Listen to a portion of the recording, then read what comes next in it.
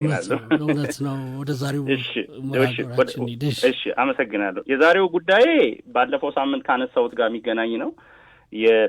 በምግብ ደህንነት ስም የሚፈጸም የጸረ ንግድ ውድድርና የሸማቾች መጠቀስ ጉዳይ ስለደረሰኝ ነው። ያው እንደምታውቀው በዚህ በእንጀራ ጉዳይ የምታወቀው እኔ ነኝ። ይሄንን የእንጀራ ሻጋታ ቆይታ ሶዲየም ቤንዞይትን ፕሪዘርቫቲቭ በመጠቀም ኢንዱስትሪዎች እንዲጠቀሙ ያስተዋወቅኩት እኔ ነኝ። ግን በቅርቡ በሚያሳዝን ሁኔታ አንድ አሜሪካ ውስጥ የሚገኝ ብሌን እንጀራ የሚባል የለቀቀው ማስታወቂያ አለ። አገርንም የሚጎዳ ኢንዱስትሪውንም የሚጎዳ ውድድሩንም በጸረ ንግድ ውድድርና ምክንያት አድርጎ የእንጀራን ገበያውን ለመቆጣጠር የተደረገ ጥረት አለና ማስታወቂያውን ልንገራችሁ። የሚለው ማስታወቂያው ሲጀምር እንጀራ በቤታችን ውስጥ 3 እና 4 ቀን ነው የሚቆየው እና እንዴት ሳይቀዘቅዝ ከሳምንት በላይ ይቆያል ወይ 2 ሳምንት ይቆያል? ጥያቄው ይሄ ነው ይልና ቀጥሎ የሚያመጣው ነገር ነው ማለት ጸረ ውድድር ነው ብዬ ማስበው እና የሚያነሳው ጥያቄ ምንድነው? ፕሪዘርቫቲቭ የሚጨምሩ አሉ ከመጠን በላይ። እነዚህ በመጨመራቸው ምክንያት ደግሞ የአእምሮ ጤና ለህፃናት አቴንሽን ሲንድሮም የሚያመጣ እሱ የሚጠቅሰው ምንድነው? ኤፍዲኤን እና WHO ላይ ዌብሳይት ላይ ያው ኦቨርዶዝ ሲሆን አንድ ነገር የሚያመጣውን ጉዳት ችግር ያመጣል ብሎ ማስታወቂያውን ማይታችሁት ከሆነ አላቅም ለሼር አድርጌያለሁ ዶክተር አይደለም። እና የነርቭ በሽታ፣ ኒውሮሎጂ፣ የጉበት፣ የኩላሊት ውፍረት፣ ዲኤንኤ ጉዳት ያመጣል ብሎ ያስፈራራ ይጨርስና መጨረሻ ግን የሚለው ይሄን ሁሉ ማስወገድ ከፈለጋችሁ ብሌን እንጀራ ግዙኝ ይላል እና ቨርጂኒያ፣ ሜሪላንድ፣ ዋሽንግተን እገኛለሁና ግዙኝ ነው የሚለው እና አቶ ኩርቤል ይባላል። ቀጥታ አግኝቼ ይሄን ነገር በአገር ገጽታ ላይ የሚያመጣው ችግር አለ። ይሄ መረጃ በመውጣቱ ምክንያት አገሪቷ ኮምፕሊትሊ ባል ልትደረግ ትችላለች በምትልካቸው ምርቶች ላይ አበንደታ። እኔ ጥያቄ መጀመሪያ የጠየቁት በቂ የሆነ ሳይንቲፊክ መረጃ አለ ወይ ነው። ይሄን እኔ እንግዲህ ሳይንቲስት ነኝ፣ በዚህ የተማርኩ ነኝ። ይሄንንም ማረጋቸው ማግዛቸው ድርጅቶች አሉ እና ኃላፊነቱንም ወስጄ ሳረግ መረጃና ሳይንሱን አቅርብልኝ ብየው ነበርና በቂ ጥናቶቹን ሼር ሊያደርገኝ አልቻለም። ምርምር ጥናቶቹን ማለት ነው። ስለዚህ አሳሳች ማስታወቂያ አበንደታ። ይሄ ደግሞ ምንድነው በአገራችን ላይ ለእንጀራው ብቻ ሳይሆን አሜሪካ ኤፍዲኤ ኮምፕሊትሊ ከኢትዮጵያ የሚመጡ ምርቶችን አቁም ያለው ልትል ትችላለች። አበንደስታን ለሀገር የሚያስብ ከሆነ ኢትዮጵያዊ ዜግነት ያለው ዲያስፖራ ነው። ይሄንን የሚያስብ ከሆነ እንደዚህ አይነት አክሽን እንዳይወስድ የእንጀራ ማህበራዎችም እኔን አፕሮች አድርገውኛል። ግን በዚህ ሂደት ውስጥ አንድ ይሄ ድርጅት ማስተካከል ያለበት ይሄንን ማስታወቂያ እንዲያወርድ ነግሬዋለሁ። እንደ አንድ የሸማች እንደ ሀገር ተቆርቋሪ ይሄ በመውጣቱ አገሪቷ የምታጣው ችግር አለ። እኔ ደግሞ ጉዳይ ደግሞ ይሄ ፐርሰናል ነው ማለት ይሄንን ምርምር ከ15 ዓመት በፊት የጀመርኩትና ይሄም ስራ እንዲሰራ መረጃም ቢኖርና የጤና ችግሮች ቢያስከትል እንዲቆም ማድረገው እኔ ነኝ የመጀመሪያው አበንደስታን። ስለዚህ እነዚህ መረጃዎች ጥናቶች ባልተካሄዱበትና አዲሱ መረጃ ባልተረጋገጠበት ሁኔታና ኤቪደንስ በሌለበት ሁኔታ ከሸማችና ከጸረ ውድድር ህግ አንጻር የሌላውንም ድርጅት በዚህ መልኩ ገልጸህ ውድድር ውስጥ መግባት አይቻልም በኢትዮጵያ ህግ። ስለዚህ እንግዲህ አንዳንዴ ዲያስፖራውም የተማረ ነው የተሻለ ነው የምንለው ደግሞ እዚሁ ሲገባ በጣም አዝናለሁ። እንግዲህ እኛ ግንዛቤው ላይ ኖርን ይችላል፣ ግን ዓለም ላይ የሚሰሩ ሰዎች እዚህ ነገሩ ሲሳተፉ ማግኘት በጣም ያሳዝናል። ከሰውየው ጋር ግን መስማማባቸው ነገሮች አሉ። አንድ ከመጠን በላይ እየጨመሩ የሚልኩ ሊኖሩ ይችላሉ። እኔ በዚሁ ማስታወቅ መፈልገው መረዳቸው ድርጅቶች 2 ድርጅቶች ናቸው። ከዛ ውጪ መረዳው ድርጅት የለም። ይሄንን የሚያረኩበት የራሴ ምክንያት አለኝ። እነዚህን ድርጅቶች መመርጠው በራሴ ክራይቴሪያ ነው። ትክክለኛውን ምርት ሊያመርቱ የሚችሉ ንጽህናቸውን ሊጠብቁ መጠኑን ሊጠብቁ የሚችሉ መሆናቸውን ሳረጋግጥ ብቻ ነው መረዳቸው። ስለዚህ ለህብረተሰቡ በዚሁም እንዲያቀልኝ የምፈልገው ከ2 ድርጅቶች በስተቀር በስማ አሻግሬ እየጨመሩ የሚልኩ በጠቅላላ በስማ በለው ነው እንጂ ከኔ ጋር ግንኙነት እንደሌላቸው ማስታወቅ እፈልጋለሁ። አበንደስታን ግን በየቦታው ቀኑን ለመጨመር ኦቨርዶዝ አድርገው ከመጠን በላይ ጨምረው የሚልኩ እንዳሉ አውቃለሁ። ይሄንን መረጃ ለኢትዮጵያ ቁጥጥር ባለስልጣን ካሳወቁ ቆይቻለሁ። እነዚህ የእንጀራ አምራቾች በየሰፈሩ እንጀራ ሰብስበው ወጫ የሚልኩት የሀገሪቷን ገጽታ እንደማይጠፋና ሄዶ ይሄ ችግር እንደሚበጣ ከ3 ከ4 ዓመት በፊት ለምኛለሁ። እንዲመዘገቡ ሬጂስተር እንዲያደርጉ በኋላ ይሄ ጉዳይ ኤፍዲኤ ከሰማ አገሪቷ ላይ ችግር እንደሚያመጣ ሳሳውቆ ኖር ያለው ግን ብዙም የሰማኝ ሰው ስላልነበረ ግን አሁን በከባድ ሁኔታ ልንማርበት መጥቷልና ይሄንን ነገር እናንተም እንደ ሚዲያ ተራርታችሁኝ አገሪቷን ልናድናት ይገባል። በምግብ ደህንነት ስም እሱ የሚለው ምንድነው? ይሄ ነገር በመፈጠሩ ምክንያት ጉበት ምናምን በሽታ ያመጣል ብሎ ቢያቆመው ደስ ይለኝ ነበር ለሰው ተቆርቆሮ። ግን ቀጥሎ ያመጣው ነገር ምንድነው?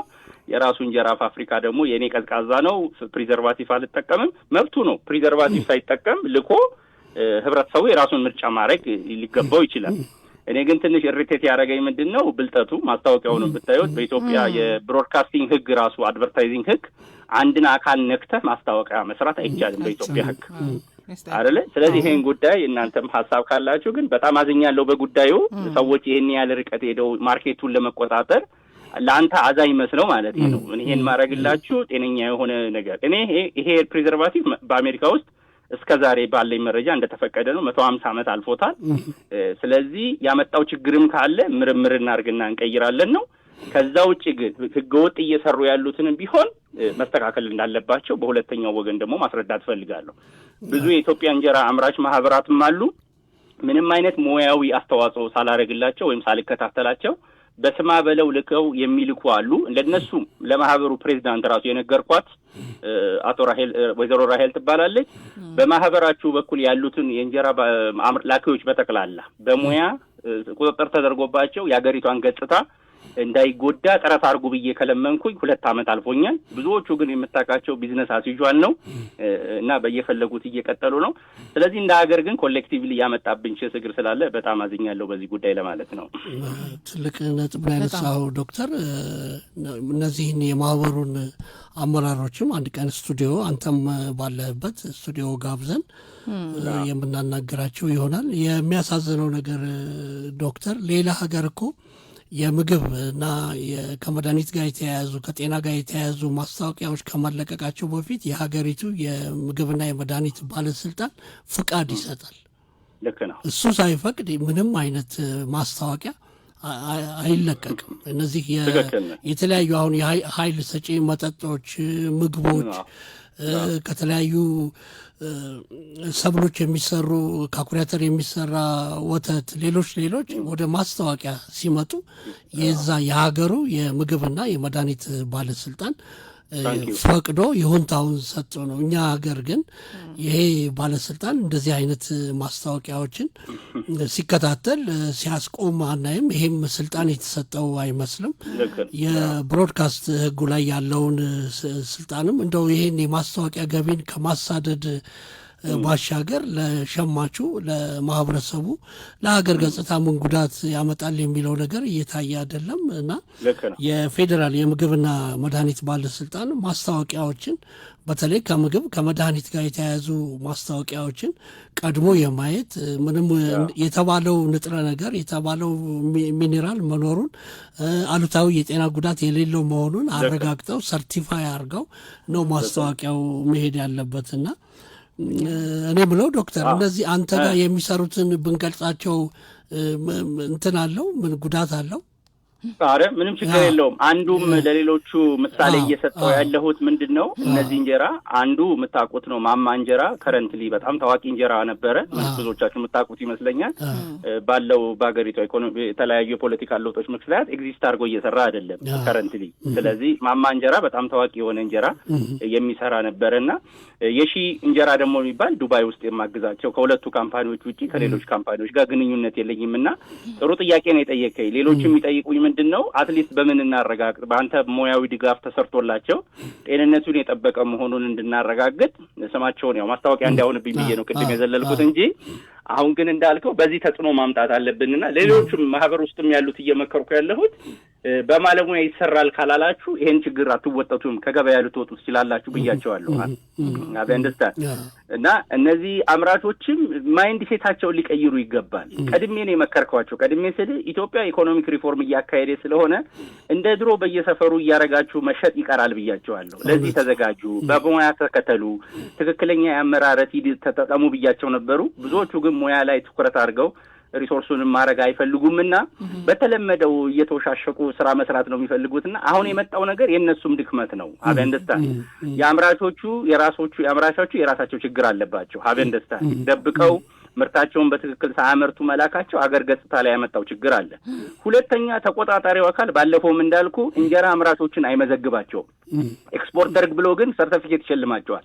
ሳይመዘገቡ የጥራት ሂደታቸውን ሳይከታተል ግን ዶላር አመጡ ተብሎ ዋንጫ ከሚሸለሙት ውስጥ ሊስት ነውና በጣም አዝናለሁ በዚህ ጉዳይ ማለት ነው። አንደርስታንድ አትሊስት ተመዝግበው ነው ወይ? ጤና ጥበቃ ቁጥጥር አንዳንድ ቦታ ነግሬያለሁ ሄጄ ኮንዶሚኒየም ውስጥ ካልጋ ጎን ፊንላንድ ላክልኝ ያለችኝ ሴትዮ አስታውሳለሁ። ልክፈልህና ግን የምታመርተው ምንድነው ካልጓጓን አንድ እንጀራ ምጣድ አድርጋ ነው። እና በዚህ አይነት ሁኔታ አሻግሬ ኤክስፖርት ያስደርግልሻል ቢባል ምን እባላለሁ ብያታለሁ። አበንዛ ግን በዚህ ሌቭል ኤክስፖርት የሚያደርጉ አሁንም መኖራቸውን ላረጋግጥ እፈልጋለሁ።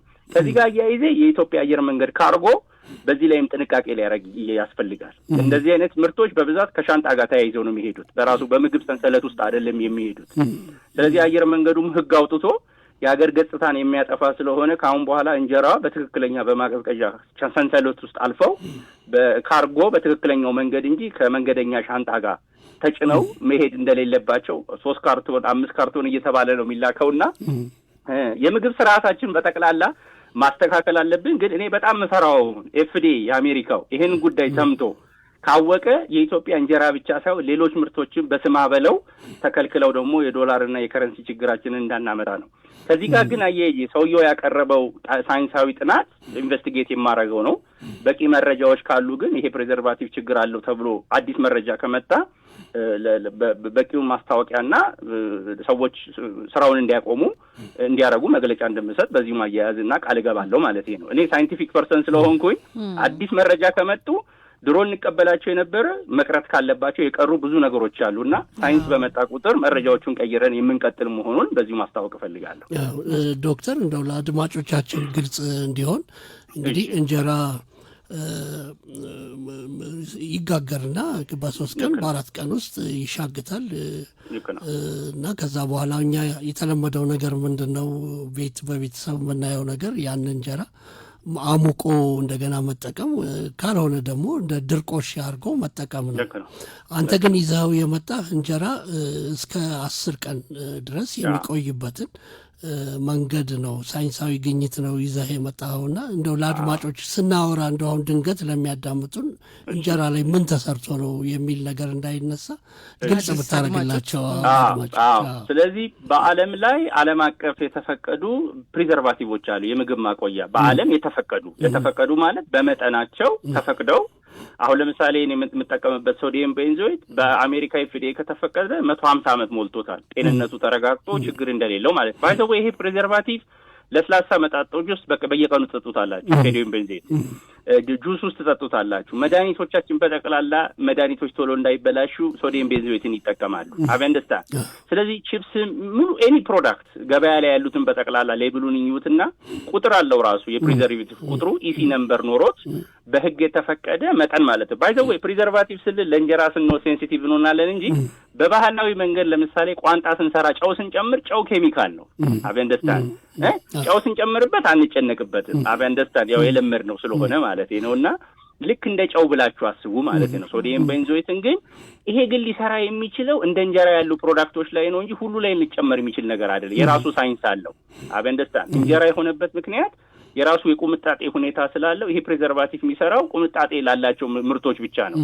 አቨንደስታን ስለዚህ ሰዎች ችግር ይሆናል ብዬ ግማስበው መጠኑን አለመግለጽ፣ መጨመራቸውን አለማሳወቅ ለህብረተሰቡ ይሄ ህገወጥ ስራ ነው፣ ማታለል ነው ይባላል ማለት ነው። አቨንደስታን የተበላሸ ምግብ ለመደበቅ የሚደረግ ጥረት ከሆነ ህገወጥ ነው ባለም አቀፍ። የተጨመረውን ግን ማሳወቅ፣ መጠኑን መጠበቅ። እኔ አሁን ችግር የሆነብኝ በአገሪቷ በጠቅላላ በየገበያው ብትሄድ የእንጀራም መድኃኒት ስጡኝ እያሉ በሙከራ የሚጨምሩ ብዙ ሰዎች አሉ።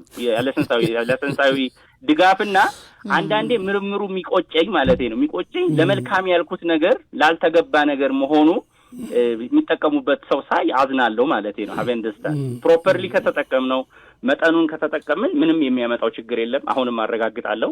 ግን ከመጠን በላይ መጠቀም ካለ ለምሳሌ እኔ መጠኑን መጠብቀው ከ10 ቀን ያደረኩት ለምንድነው ብዙ ከጨመርኩኝ ጤና ላይ ጉዳት እንዳያደርስ ስለሚከለከል ነው። ግን ለህብረተሰቡ ሪስፖንሲብል ያልሆኑ ብዙ ጨምረው አይደለም አሁን ችግር የሚሆነው ብዙ ጨምረው ብዙ ቀን ለማዘም የሚደረጉ ስግብግብ ነጋዴዎች ነው የሚባሉት ብዙ ሰዎች አሉና እነሱ ላይ መወዳደሪያ መጫወቻውን ለሁላችንም ጥሩ ቢሆን ኖሮ ህጉ የጠበቀ ቢሆን ኖሮ ይሄ ችግር አይከሰትም። የሀገሪቷም ገጽታ በዚህ ልክ አይበላሽም ነበር ብዬ አስባለሁ።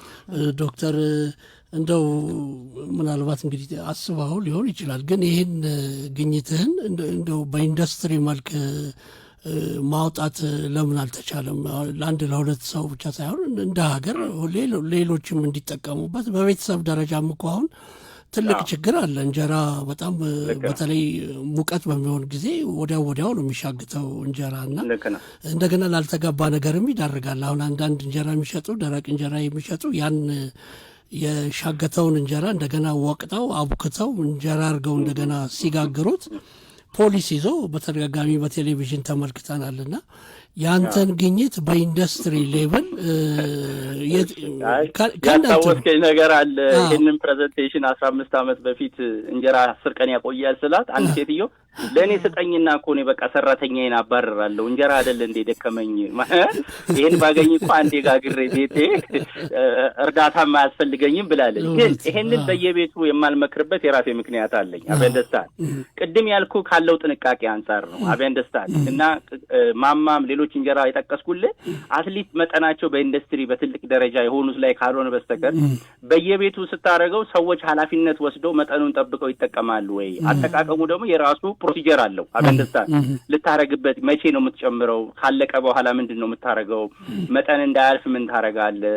መቼ ነው መጨመር ያለብህ የሚል ከኔ የሚመጡ ኢንስትራክሽኖች አሉ። አበንደስታን ሙያው ላይ እንደሰራው ሰውዬ ማለት ነው። ሰዎች ግን አሁን እኔ ጋር መስማት ስለማይፈልጉ በራሳቸው ይሞክራሉ ቤታቸው ውስጥ ገብተው። አሁን ይሄ ነው እንግዲህ አገር ገጽታን እየጎዳ ያለው ብዬ አስባለሁ። አበንደስታን ስለዚህ አሁንም ለሰው የምንከረው በየቤቱ ያለውን ሰው ማለት ነው እንጀራችሁን ከጋገራችሁ በኋላ ብዙ ቀን የሚቆይባችሁ ካለ ፍሪጅ ውስጥ ማስቀመጥ ትችላላችሁ በዝቅተኛው ሙቀት ማለት ነው። አበንደስታን ስለዚህ ቤት ውስጥ ያውኛ ሀገር ምንድነው መልሶ ማሞቁን ስለማንፈልገው ነው እንጂ አትሊስት የሻጋታ እንትሉ ለመቀነስ ቅዝቃዜም ከተጠቀሙ ልክ እንደ ፕሪዘርቫቲቭ እኩል ውጤት ያመጣል። ግን ወደ ውጭ የሚልኩትን ማግዘው ለምንድነው አየር መንገድ ሲሄድ ሲጓጓዝ በቅዝቃዜ መንገድ የለውም አየር መንገዱ። አሁን ካርጎው ቀዝቃዛ አይደለም ለእንጀራ ለአበባ አለ።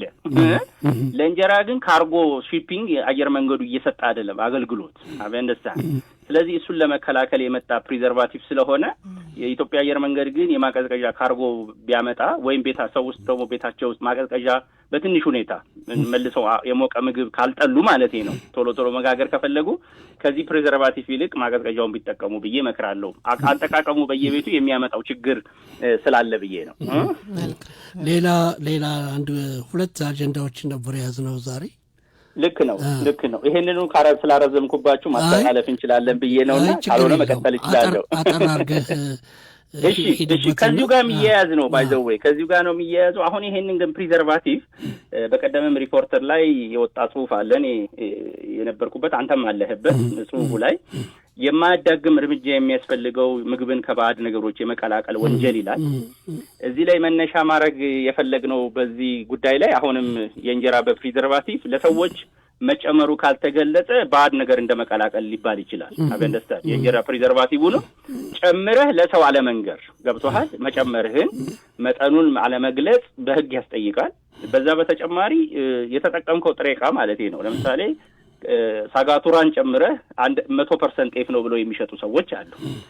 ስለዚህ እዚህ ሪፖርተር ጋዜጣ ላይ ግን አንድ መነሻ የሆነው በቅርቡ በቲክቶከሮች ላይ የተወሰደ እርምጃ አለ ከማህበረሰቡ ባህል ጋር ያፈነገጠ ነው ተብሎ አይደለ?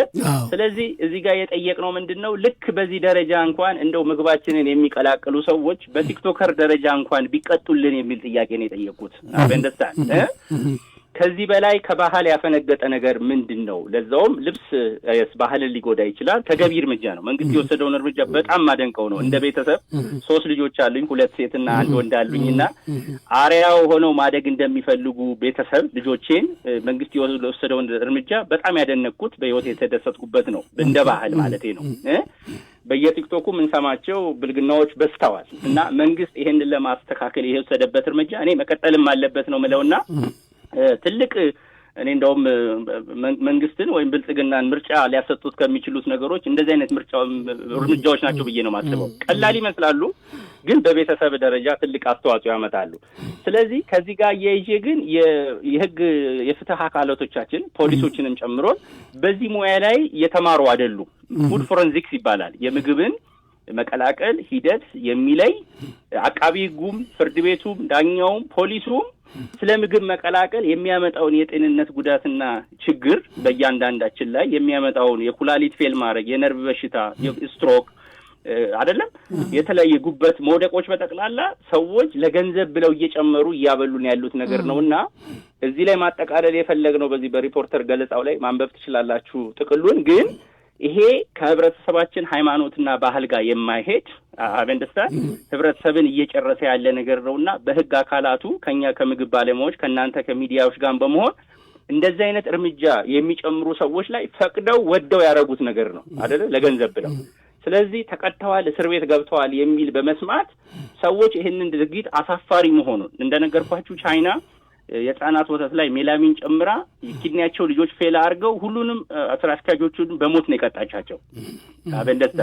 ስለዚህ እንደው ሞት ላይ እንኳን ባንደርስ ይሄንን ለስግብግብ ነጋዴዎች እየቀላቀሉ የሚሸጡትን ግን የማያዳግም እርምጃ እንዲወሰድ ለማለት ነውና ከዚህ ጋር የተያያዘ ነው። አንተም ግን የራስህ ሐሳብ በዚህ ሪፖርት ዘገባ ላይ ስለነበር መጨመር ትችላለህ። ቁምላቸው። መልካም ዶክተር፣ ሰዓታችን እየገደበን ነው። በስፋት እንሄድበታለን። እጅግ አድርገን ነው የምናመሰግነው ዶክተር አሻግሬ ዘውዱ የምግብ ደህንነት ሳይንቲስት በአዲስ አበባ ዩኒቨርሲቲ ደግሞ ተባባሪ ፕሮፌሰር ነው። የኢትዮጵያ የሸማቾች መብት ተቆርቋሪ ድርጅት የስራ አመራር ቦርድ ሰብሳቢ ነው። የአደባባይ ምሁር ነው። ሰኒ ሁልጊዜ ሸማቾች መረጃ በፈለጉ ቁጥር የሚገኝ ነው። እጅግ አድርገን እናመሰግናለን። ሰዓታችን በጣም አመሰግናለሁ። እጅግ እናመሰግናለን። እሺ ዶክተር ሰኒ ሰዓታችን እየገደበን ነው። እንግዲህ ግን በጣም ትልልቅ ሀሳቦችን ያነሳ ነው። በእርግጥ አሁንም ዶክተር ገብቶ በትንሽ ደቂቃዎች ግን ደግሞ ሰፊና ትኩረት ሊሰጠው የሚገባ ትልልቅ አጀንዳዎችን ያነሳው ሪፖርተር ላይ በነበረው እንግዲህ ከባህር ነገር ጋር መቀላቀል አራዳ ሸማች የሚመለከተው አንዱና ዋነኛው ጉዳይ ከመሆኑ ያውቆሜ ሰሞኑን ጃባት ትላቸዋለህ ለአድማጮች ጉዳዩን እንመለስበታለን። ዛሬ ያው እንደተባለው ሰዓታችን ተጠናቋል። አብራችሁን ስለነበራችሁ ከልብ እናመሰግናለን። መልካም ዕለተ ቅዳሜ ይሁንላችሁ።